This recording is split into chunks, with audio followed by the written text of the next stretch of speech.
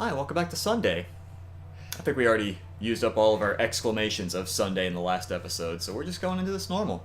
So, I do have a little bit of a disclaimer, as you may be able to hear. I'm currently suffering from Plague 2 Electric Boogaloo, so the part of Sayori and Monica today will be played by a guy impersonating Solid Snake, impersonating Japanese schoolgirls. You're welcome. Yeah, originally I didn't even want to make you do this, but you said one... Who was it? Just one of my viewers was like, I can't wait to hear what you sound like, so... Yeah, voicing Japanese schoolgirls. Okay, so last episode, we had to pick between it was Yuri and Natsuki. Yeah. Okay, and I ended up picking Yuri, and Natsuki's all butthurt, but no one gives a damn. And Sayori left because she's clearly going through some stuff. Yeah. Did it explain what the stuff is yet, did they? No. Okay. It's already Sunday. I've been getting increasingly anxious about Yuri's upcoming visit. I keep telling myself there's no reason to be nervous, but it doesn't help much. Yuri is clearly an introvert and also an intimate person in general. There's no doubt that she'll open up a little bit when it's just the two of us. Meanwhile, we've even been texting occasionally. Oh! Well. Is that right? She was extremely apprehensive at first, but it wasn't long before I was already learning more about her. Just give her the old eggplant emoji and all was well. What? The eggplant emoji and the tongue emoji and the... Yeah. And the menorah emoji. And the peach. Don't forget the peach. And the peach emoji. Yeah. I'm an old man. You didn't... I like that, like, you're mentioning all these other, like, dirty ones, and I just say the menorah, and you just kind of shrug it off, like, whatever. You don't know the people I know. But putting Yuri aside, dang. Wow. I haven't heard a thing from Sayori since she left club early the other day. It's a weird way to put it. Okay. It's not like we text each other all the time or anything. But I've been worried about her in the back of my mind. So she hasn't actually contacted us? Apparently not. Alright, now I'm getting more worried. Between what Sayori said and what Monica said, is it really okay for me to put Sayori's feelings aside when she might need me? I decide to visit Sayori before Yuri comes over. Rather than asking, I simply tell her, I'm coming over, much like we've done in the past. Once I reach Sayori's house, I knock on the door before entering it myself. Again, we used to play so often that we've made it a... excuse me. Oof. I think I suddenly got that the polka dot background weird eye thing that you got. Wow, alright. Again, we used to play so often that we've made it a habit of simply entering each other's houses like we were family. That's kind of... I mean, I guess it's probably just something that doesn't translate well into America, because I keep seeing that in a bunch of anime, but, I had friends like that growing up. Really? Yeah. One of my friends, like, she was even allowed to stay over at the house a couple of times in high school. Jeez. Yeah. The house is quiet. Sayori isn't anywhere on the first floor, so I assume she's up in her room. It's already strange of her not to run down and greet me. I head up to her bedroom where I finally find her. Sayori?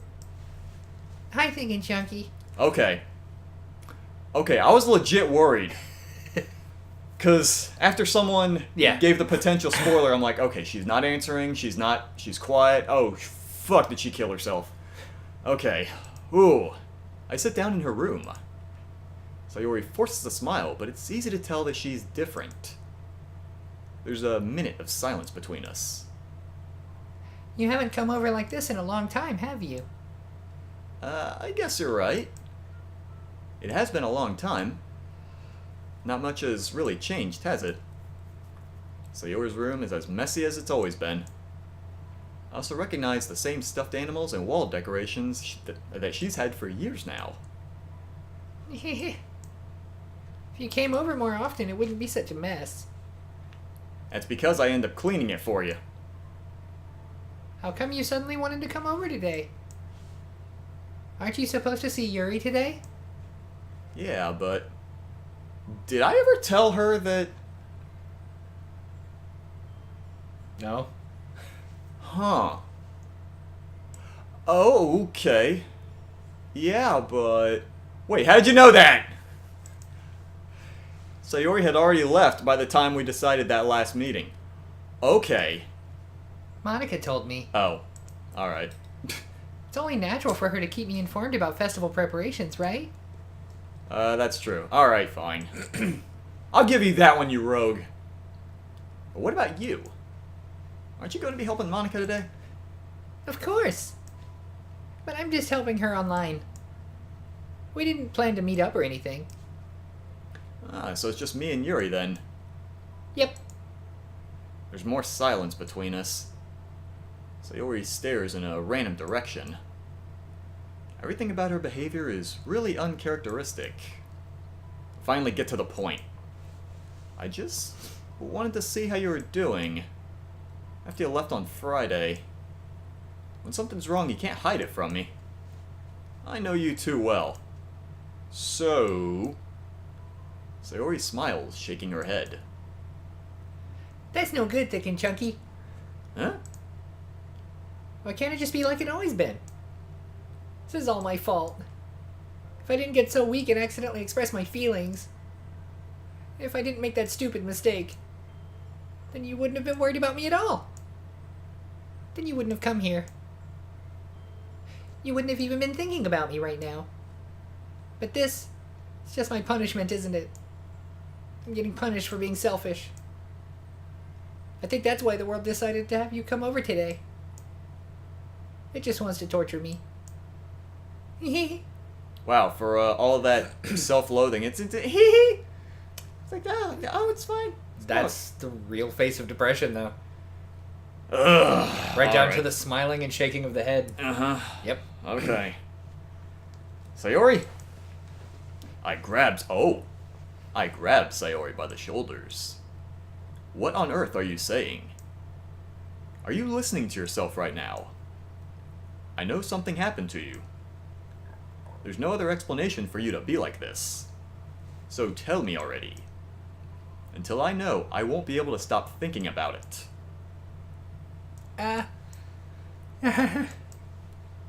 Sayori gives me an empty smile. You really put me in a trap, Thick and Chunky.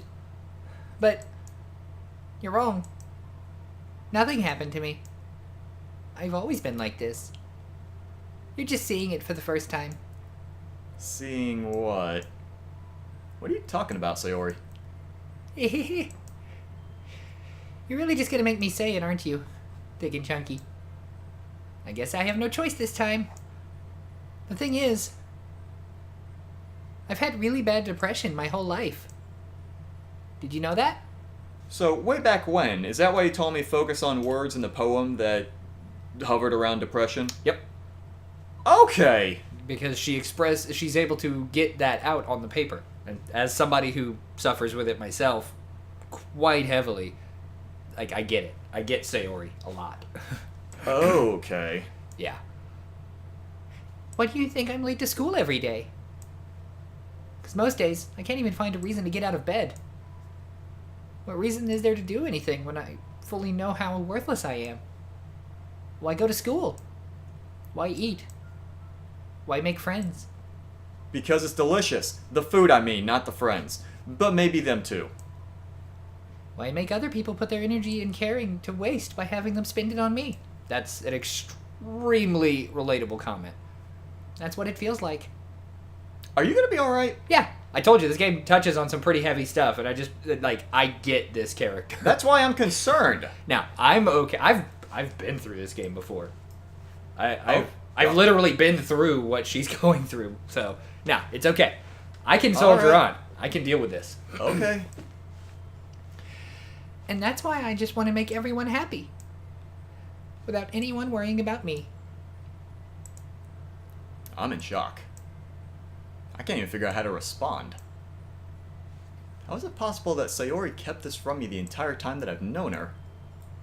Did she really want so badly for me to just not think about her? Why, Sayori? Eh? Why is it that you've never told me about this? It almost feels like I've been betrayed as your close friend. That is not how you deal with depression. You do not ever blame the person with depression. Well, I'm pretty sure we've already established by this point that Yeah. the main character is both a jerk and an idiot. Yeah, I mean, he cares about her, but he doesn't know how to care about her. Because if I knew, I would have done everything I could to support you. Even if there's only so much that I could do. That's the right response. I would have tried a little bit harder to make every day a little better for you. That's why I'm your friend. All you had to do was tell me. You don't understand at all, Thick and Chunky. Why do you think I didn't tell you? Because if I told you, then you would have to waste effort caring about me instead of doing important things. Well, I just assumed because it was a really serious matter and you have a friend who has a joke name like Thick and Chunky. I mean, that was my assumption. Yeah. I don't want to be cared about. It's bittersweet when people try to care about me. It feels nice sometimes. But it also feels like a bat being swung against my head. That's why I wanted so badly for you to make friends with everyone else. Helping everyone be happy together is the best thing for me. But then I discovered something else too. Seeing you make friends and get closer with everyone in the club feels like a spear going through my heart. So that's why I decided the world just wants to torture me. Every path leads to nothing but hurt. You're right that I don't understand. I don't understand your feelings at all, Sayori. But I don't need to understand. Whatever it takes for me to help you stop hurting, that's what I'll do. No, Thick and Chunky. There's nothing. Nothing at all. The only thing that could have helped is if everyone could be like, or everything could be like it always was. But I was selfish. I finally showed you what a horrible person I am. Tears streaked down Sayori's face. I made you join the literature club because I was selfish. I'll say, did I catch you mid-drink? No, I'm okay. I'm just trying to keep my throat hydrated. And I was punished by my heart hurting in a way that I couldn't understand. And now you came here and I made you hurt too. I'm just weak and selfish. That's all I am. And that's why I'm going to accept these punishments. Because I deserve every last one. Without thinking, I once again grabbed Sayori's shoulders. This time, I pull her into a tight embrace. Oh boy. Well. That escalated, and I'm not sure that's the right reason for it to escalate? Thick and Chunky. Sayori, I don't care if you feel selfish. I'm really happy that you convinced me to join the club. Seeing you every day makes it worthwhile enough. If I make friends with everyone else, then that's just a bonus. But please never underestimate how much I care about you. I wouldn't have it any other way. Thick and Chunky. Sayori isn't hugging me back. Despite my arms being wrapped around her, Sayori's arms remain at her sides. She starts sobbing next to my ear. No. Don't do this to me. Please don't do this. Thick and Chunky. Sayori barely manages to speak between her sobs. I don't know if I'm doing the right thing, but all I want is for her to know that I care. If you have it in you to call yourself selfish, then you have to let me be selfish too. No matter what it takes, I'll figure out what needs to change. I'll make these feelings go away. And if there's anything that you need me to do, then you'd better tell me. I'll get mad if you don't. No. If you're ever dealing with somebody with depression, he's almost there. He's almost got it. But no. Don't ever tell the person that you'll get mad at them for not being able to express their feelings when they have depression. It's no. Okay. Sorry. I don't know. I don't know. I don't know. Gently, Sayori finally puts her arms around me in return. I don't know anything. It's all really scary. I don't understand all of my feelings, Thick and Chunky. The only time I'm not feeling nothing is when I'm feeling pain. But your hugs are so warm. And that's really scary too. Sayori lets me go. I don't like her sad face. As she does so, I let her go as well. The festival is tomorrow. Yeah. It's gonna be fun, right? Yeah. How would you like for me to spend it all with you? It's what I want. I promise. I think that would be nice then. Yeah. Sayori wipes her eyes. If I could spend the whole day here, I would. Of all days, this has to be the one where I have other plans. Maybe I should cancel... No, don't! Please don't. If you did that, I really wouldn't forgive you. But... it's almost time for Yuri to meet me at my house. At the very least, do you want to come along and help out? It would be fun. To my surprise, Sayori shakes her head. I'm sorry. I don't know if that would be very good for me today. You understand, right? It's kind of hard for me to fully understand. But I'm trying my hardest. It's okay. Don't worry too much about me. I'll see you tomorrow, okay? Alright. I'll look forward to it. I say goodbye to Sayori and exit her house. On the way home, I find myself still feeling uneasy. It's hard for me to keep thinking about it when Yuri's about to come over, too. I think Sayori's right. I shouldn't be worrying too much, and we're definitely going to have a great time tomorrow. I should just focus on what's ahead of me. Okay, so... You want to unpack that a little bit? A little bit, yeah, and I feel like this is a good time to... This might be a good time to stop, because I'm seeing, as we approach the house, there's some feels a moment of panic, and I'm like, oh dear. It's Flowey, oh god. What? Kidding. Brian, that is a hard reach. Like, damn, though.